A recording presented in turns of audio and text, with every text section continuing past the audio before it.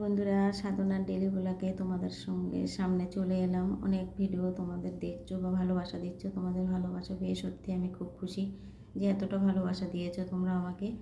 আমি বাজার থেকে চিংড়ি মাছ আনতে বলেছিলাম, আর একটা ঘরে ইঁচড় আছে, ইঁচড় রান্না করবো চিংড়ি মাছ দিয়ে। ইঁচড় চিংড়ি কিন্তু খুব মজার রেসিপি আর ভালোও লাগে খেতে, কিন্তু আমি অল্প মশলা দিয়ে রান্নাটা করবো, বেশি মশলা দেবো না। চিংড়ি মাছটা কিন্তু খুব জ্যান্ত, মানে নড়ছে এখনও। আমি কথা বলতে বলতে মাছটা অনেকটাই কেটে ফেলেছি, আর প্রায় কাটাও হয়ে যাওয়ার মতো প্রায় হয়ে এসছে। কেটে নিয়ে চলে এলাম, মাছগুলো কিন্তু দেখতে পাচ্ছ খুব সুন্দর। এবার আমি এখানে রান্নার জন্য গুছিয়ে চলে এসেছি। এঁচোড়টা কিন্তু কাটার দেখানো হলো না, এমনি ভিডিওটা অনেকটাই বড় হয়ে গেছে। এবার আমি মাছটা একটু তুলে দিলাম, হালকা একটু তেল দিয়ে নাড়াচাড়া করে একটু লবণ হলুদ দিয়ে মাছটা কিন্তু ভেজে নেব। আর বেশি ভাজবো না, অল্প একটু ভেজে নেব। আর ওদিকে আমার ভাতটা বসানো হয়ে গেছে, ভাতটা হতে থাকে ওদিকে, আর এদিকে আমি রান্নাটা সেরে নেব। আজকে কিন্তু দু পদের রান্না তোমাদের কাছে শেয়ার করব, পুরো ভিডিওটির সঙ্গে থাকবে, স্কিপ করে যাবে না। কড়াইতে তেল দিয়ে শুকনো লঙ্কা তেজপাতা ফোড়ন দিলাম, দিয়ে একটু সাদা জিরে দিলাম। ফোড়নটা হয়ে গেছে, ফোড়নের মধ্যে কিন্তু আমি আলুগুলো আগে ভেজে নেওয়া হয়নি বলে রান্না করতে করতে অনেকটাই ভুল হয়ে যায়। তা আমি আলুগুলো এবার ওই ফোড়নের মধ্যে দিয়েই ভেজে নিচ্ছি। আলুটা আগে ভেজে নিলে ভালো হতো, মানে চিংড়ি মাছটা ভাজার পরে আমার মনে ছিল না, ফোড়নটা দিয়ে দিয়েছিলাম। তারপরে আমি আলুটা ভেজে তুলে নিলাম, আর আমি একটা পেঁয়াজ কেটেছিলাম, হাফটা দিলাম। আর রসুন কিন্তু ওই 4 কোয়া কি 6 কোয়া রসুন নিয়েছি। বেশি মশলা দেবো না, অল্প মশলা দিয়ে রান্না করব। আর আমি ইঁচড় কিন্তু আগে একদিন খেয়েছিলাম চিংড়ি মাছ দিয়ে, আজকে ভেবেছিলাম মাছের মাথা দিয়ে করবো, কিন্তু মাছের মাথা দিয়ে কেউ খেতে চাইলো না, চিংড়ি মাছ দিয়েই খাবে। আর চিংড়ি মাছ তো যেন সর্ব তরকারিতেই মজে। পেঁয়াজ রসুনটা ভাজা হয়ে গেছে, এবার আমি কেটে রাখা এঁচোড়টা তুলে দেবো। এঁচোড়টা কিন্তু সিদ্ধ করে নিলাম না, সিদ্ধ করে নিলে যেন এঁচোড়টা খেতে অতটা ভালো লাগে না। আর আমি প্রেশারে কোনো জিনিস তেমন সিটি দেই না, সিটি দিলে কিন্তু আমাদের বাড়ি কেউ অত পছন্দ করে না, আর আমার বিশেষ করে ভালো লাগে না। এবার আমি এঁচোড়টা বেশ ভালো করে ভাজা ভাজা করে নিলাম, যত সময় কাঁচা গন্ধ না চলে যায় ভালো করে ভাজতে হবে, কেননা সিদ্ধ করে নেয়নি। আর এখানে আমার তেল মশলাও বেশ করে কম পড়ছে, কিন্তু চিংড়ি মাছটা কম না, চিংড়ি মাছটা অনেকটাই আছে। এবার আমি ভালো করে একটু ভেজে নিচ্ছি, এদিকে ভাজা হতে থাক, আমি বাটা মশলাটা তৈরি করে নেবো। এখানে আমি আদা দিলাম আর একটু পেঁয়াজ একসঙ্গে করে বেটে নেব। একটা পেঁয়াজের হাফ দিয়েছি আর হাফ আমি এখানে বেটে নেব। এই যে বেটে নিয়েছি আদা আর পেঁয়াজটা, এবার তুলে দেব।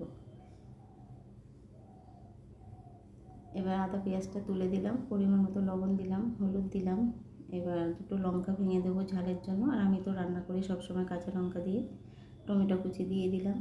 আর অনেকে রান্না করে দেখেছি রং কালার দেয় বা একটু কাশ্মীরি লঙ্কার গুঁড়ো দেয়, কালারটা সুন্দর আসে, আমি কিন্তু দিই না। এখানে আর আদা আর জিরে, আদা না সরি জিরে আর ধনে একসঙ্গে করে বেটে নিয়েছি। মশলা কিন্তু বাটা যত ভালো হবে রন্ধন তত ভালো হবে, আমার মা বলতো। রান্না মশলা চন্দনের মতো হলে কিন্তু রান্না সুন্দর হয়। এবার বাটা মশলাটা তুলে দিয়ে অল্প একটু শিল ধোয়া জলও দিলাম। শিল ধোয়া জলের কিন্তু অনেক মাহাত্ম্য আছে। এবার এখানে আমি অল্প একটু জল দিয়ে নাড়াচাড়া করে নিয়ে সব কিছু মশলার সঙ্গে মিশিয়ে চিংড়ি মাছটাও তো তুলে দিয়েছি। এবার একটু ঢাকা চাপা দিয়ে কিছু সময় রেখে দেবো। তারপরে কিছু সময় পরে ঢাকা চাপা দিয়ে ফিরে এলাম, এসে আবার একটু কষিয়ে নিলাম, নিয়ে এখানে কিন্তু একটা ঘটির গলা ধরে 1 ঘটি জল ঢেলে দিলাম। সিদ্ধ হতে তো সময় লাগবে, ওই জন্য একটু বেশি করে জল দিলাম। আর এখানে তেল কম দেওয়ার জন্য কিন্তু তেলটা ভাসিনি। যখন অনেক তেল দেওয়া হয় তখন কিন্তু তেলটা ভেসে যায়, কিন্তু আমি তেলটা ওঠার পরে কিন্তু নামাবো তরকারিটা। এবার একটু ঢাকা চাপা দিয়ে রেখে দিলাম, সিদ্ধটা হয়ে গেছে। এবার এখানে পরিমাণ মতো মিষ্টি দিয়ে দিলাম, বেশ একটু মিষ্টি মিষ্টি হলেও ভালো লাগে। আর এখানে আমি একটা মশলা তৈরি করে রেখেছি, সিক্রেট মশলা। এখানে শুকনো লঙ্কা দুটো দিয়েছিলাম, একটু রাঁধুনি দিয়েছিলাম, গরম মশলা দিয়েছিলাম, আর জিরে ধনে দিয়েছিলাম। দিয়ে সেই মশলাটা বেটে গুঁড়ো করে নিয়েছিলাম, এই যে 1 চামচ দিয়ে দিলাম। দিয়ে বেশ সবটা ভালো করে মিশিয়ে নিলাম। এখানে একটু ঘি দিলে ভালো হতো, ঘিটা আমার কাছে ছিল না। এবার আমি নামিয়ে নেব। দেখতে পাচ্ছ কালারটা অত ভালো আসেনি, কিন্তু খেতে সত্যি দারুণ হয়েছিল। কালারটা ভালো আসে না বলতে আমি কালার দিই না, আর আমার বিশেষ করে আমার ক্যামেরাটা ততটা ভালো না, নাই এতটা হালকা কালার হয়নি, কালারটা তবু এসেছিলো। আমার ক্যামেরাটা ভালো না, তার জন্য আমি সুন্দর কালার দিতে পারি না তোমাদের সামনে। যাই হোক, রান্নাটা তোমার রেডি হয়ে গেছে, নামিয়ে নিলাম। পরে রেসিপিতে আমি ফিরে আসছি। এই যে দেখো, এখানে কিছু কাতলা মাছ নিয়ে এসেছিলো, ভালো করে পরিষ্কার করে ধুয়ে আমি ধোয়ার সময় কিন্তু একটু লবণ জলে ধুয়ে নিয়েছিলাম, আর এখানে একটু হলুদ মেখে নিলাম। মাছটা কিন্তু একটু ডিমও হয়েছে। কাতলা মাছটা যদি ঝাল করতে পারতাম ভালো লাগতো, কিন্তু ওদিকে ইঁচড় রান্না হচ্ছে, একটু মুখরোচক জিনিস, ওই জন্য আর ঝাল করলাম না। একটু হালকা করে, এখন ডাঁটা তো বেশি দিন তো আর থাকবে না, একটু হালকা মাছের ঝোলে ডাঁটা পড়লে ভালো লাগে।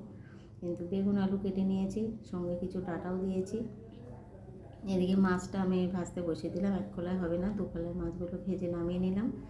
তারপরে এদিকে কড়া বসিয়ে দিলাম, ওদিকে গরম জল হচ্ছে ঘটির মধ্যে। এখানে বেগুন আলু ডাঁটা কেটে ধুয়ে নিয়েছি, কড়া বসিয়ে দিলাম, দিয়ে এখানে সাদা জিরে ফোড়ন দিলাম, অল্প একটু পেঁয়াজ দিলাম। আমি কিন্তু সবসময় অল্প মশলায় রান্না করি আমাদের বাড়িতে, আর আমি যে রান্না দেখানোর জন্য যে সবসময় ভারী মশলা দেবো বা বেশি তেল দেবো দিয়ে রান্না করবো তেমন কিন্তু নয়। আমাদের বাড়িতে যেটা যেটা পছন্দ করে সেইভাবেই আমি রান্না করি, সেইভাবে তোমাদের কাছে কিন্তু শেয়ার করি। এবার বেগুন আলু ডাঁটাটা একসঙ্গেই তুলে দিলাম। ডাঁটাটা কিন্তু ঝোলের মধ্যে দিলাম না, কিন্তু এই ডাঁটাটা একটু জাল খাচ্ছে, কেননা এখন বেশ পেকে উঠেছে। এবার লবণ হলুদ দিয়ে একটু জল দিয়ে ঢাকা চাপা দিয়ে বেশ কিছু সময় রেখে দেবো। চলো বাটা মশলাটা তৈরি করে নিই। বাটা মশলা এখানে জিরে দিয়েছি, জিরে শুধু এই তরকারিতে জিরে আর লঙ্কা ছাড়া অন্য কোনো মশলা কিন্তু যায় না। জিরেটা আগে একটু বেটে নেব, তারপরে কিছু কাঁচা লঙ্কা দেবো। জিরেটা একটু বাটতে সময় লাগবে, কেননা জিরেটা তাড়াতাড়ি হয় না, আমার শিলটা না ধান নেই, একটু সময় লাগে। জিরেটা একটু হাত পেশা করে নিলাম, নিয়ে এখানে কাঁচা লঙ্কাটা দিয়ে দিলাম। কাঁচা লঙ্কা জিরে একসঙ্গে বাটা রেডি হয়ে গেছে। কাঁচা লঙ্কাটা কিন্তু আধ বাটা করতে হয়, বেশি বাটলে কিন্তু তিতো হয়ে যায়, তাই আমি আধ বাটা করে তুলে নিলাম। আর এই শিল ধোয়ার জলটা কিন্তু তরকারিতে পড়লে, আমরা তো আজকের দিনে গ্যাস অম্বল নানান রকম সমস্যায় ভুগছি শুধু ওই যে গুঁড়ো মশলা খাওয়ার জন্য। শিলে যদি শিল ধোয়ার জল তরকারিতে পড়ে, মানুষের কিন্তু শরীর ঠান্ডা থাকে বা সুস্থ থাকে মানুষ। বেশ ভালো করে আমি কষিয়ে নিলাম, নিয়ে এখানে জল দিয়ে দিলাম। আমার একটা ভুল হয়ে গেছে, এখানে বাটা মশলাটা তুলে দিতে মনে ছিল না, তার আগে আমি মাছটা দিয়ে দিয়েছি। এই ঝোলের মধ্যে মাছটা দিয়ে দিলাম। এই বাটা মশলাটা দিলে তারপরে মাছ দিলে ভালো হতো, কিন্তু আমার সে একটু ভুল হয়ে গেছে। যাই হোক, আমি মাছটা দেওয়ার পরে বাটা মশলা দেওয়ার কথা মনে উঠেছে, তাই মশলাটাও এবার দিয়ে দিলাম। দিয়ে একটু ঢাকা চাপা দিয়ে বেশ কিছু সময় রেখে দিলাম। আর জিরের গন্ধ মাছের ঝোলে কিন্তু ভালো লাগে বেগুন আলুর তরকারির মধ্যে, ওই জন্য অসুবিধা হয়নি। অন্য তরকারি হলে কিন্তু গন্ধ বেরোতো। যাই হোক, আমি এবার একটু ঝোলটা ফুটতে দেবো। ঝোলটা ফুটে গেছে, এবার তরকারিটা নামিয়ে নেব। কাপড়টা কোমরে গুছিয়ে নেই, নাইলে আবার অসুবিধা হতে পারে। এবার আমি তরকারিটা নামিয়ে নিলাম ডাঁটা আলু দিয়ে। আর এখানে কিন্তু বড়ি দেয়নি, এই গরমে আর বড়ি খেতে ভালো লাগছে না। আগে কদিন খুব বড়ি খেয়েছি। এই যে তরকারিটা দেখতে পাচ্ছ, তেলটা উঠে যাওয়ার পরেই কিন্তু নামিয়ে নিয়েছিলাম। ঝোলটা কিন্তু দারুণ দেখতে হয়েছে। এটা কিন্তু কাঁচা লঙ্কার তরকারি। হালকা দেখো তেল উঠে গেছে ওপরে বেগুনের তরকারিটা, মাছটা আসলে তেল ছিল। তো কেমন হয়েছে